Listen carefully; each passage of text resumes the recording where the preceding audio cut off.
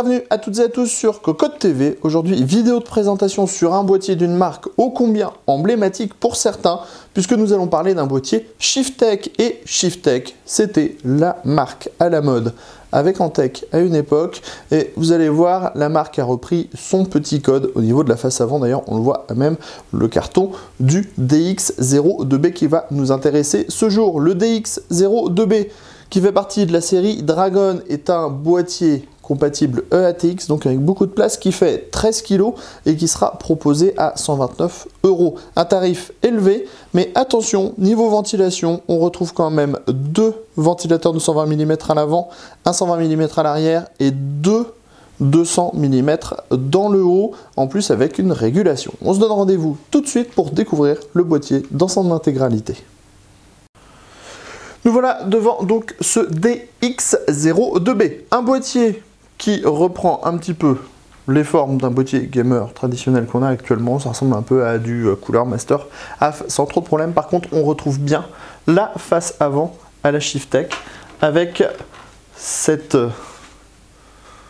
différentes courbures qui descendent vers le bas, comme on a eu sur tous les boîtiers Shiftech que la marque a toujours fait. Au niveau de la face avant, on a donc un plastique qui est plutôt de bonne qualité, qui présente bien, qui est mat, qui ne marque pas trop. On a le logo Shiftech en haut, 4 baies 5,25 pouces en haut. On pourra retirer les caches depuis l'extérieur. Bien sûr, c'est moussé, ça fera office de filtre au passage. En dessous, on a donc la bouche typique Shiftech et juste derrière, on trouve deux ventilateurs de 120 mm à diode bleue. Le tout est filtré. Les filtres sont amovible, pas de problème, le tout est aimanté. Et derrière, on trouve pas moins de 6 baies pour disque dur avec des paniers. Des paniers en plastique qui présentent plutôt assez bien. Et on en a qui sont donc dans le bas compatibles SSD avec des petits adaptateurs qui sont livrés en plus. Sachez que les deux premières baies sont également compatibles hot swap. Un petit peu plus, toujours à l'avant, donc on reste à l'avant, on va passer un peu plus sur le dessus. Malgré les 14 kg, ce boîtier se bouge assez facilement. On a ici des ouïes d'extraction avec deux ventilateurs de 200 mm en dessous. Ici on a le reset, le power on, illuminé de bleu, la diode HDD orange. Un peu plus en avant, on trouve les différents ports du boîtier avec deux USB 2.0, les entrées-sorties audio, un USB 3.0 et un eSATA qui devient assez rare sur les boîtiers. On passe sur le premier côté.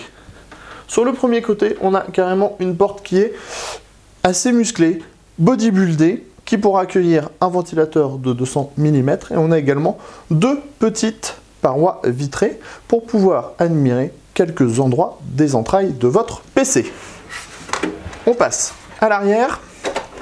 À l'arrière, on a une architecture qui est classique et moderne avec deux passe-cloisons, de l'espace en dessous, donc on pourra mettre du radiateur de water cooling sans problème. On a ici la gestion des ventilateurs du dessus et arrière avec off, high et low. On continue avec l'accès backplate, un ventilateur de 120 mm, de nouveau deux passe-cloisons, 8 slots d'extension avec des caches en mèche et enfin l'emplacement de l'alimentation dans le bas. Sous le boîtier, on trouve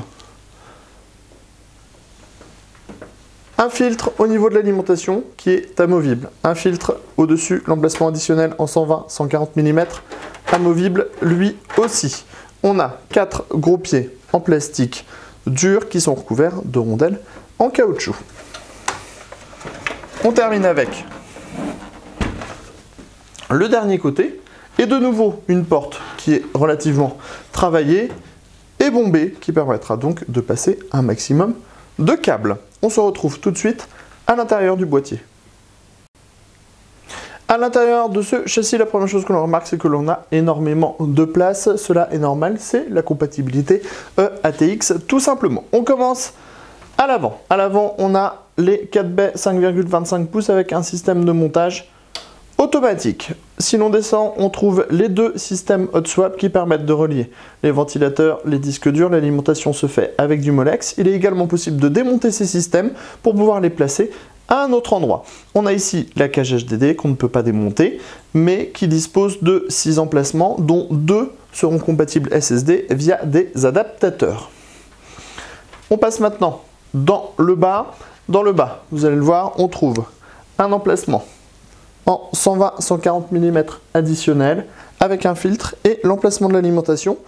Elle dispose de petits patins en mousse, ce qui évitera des vibrations parasites.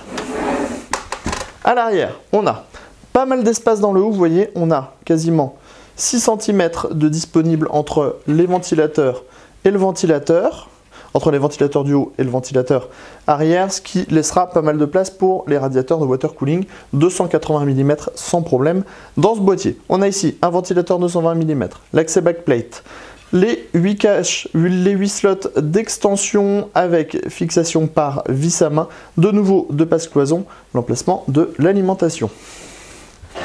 Dans le haut, donc on le voit, on a une grande grille qui permettra des installations assez diverses et variées. On a de base 2 ventilateurs de 200 mm, ce qui veut dire qu'on a quasiment 400 mm de disponibles. On pourra mettre des radiateurs de water cooling en 280 mm, comme on vous le disait.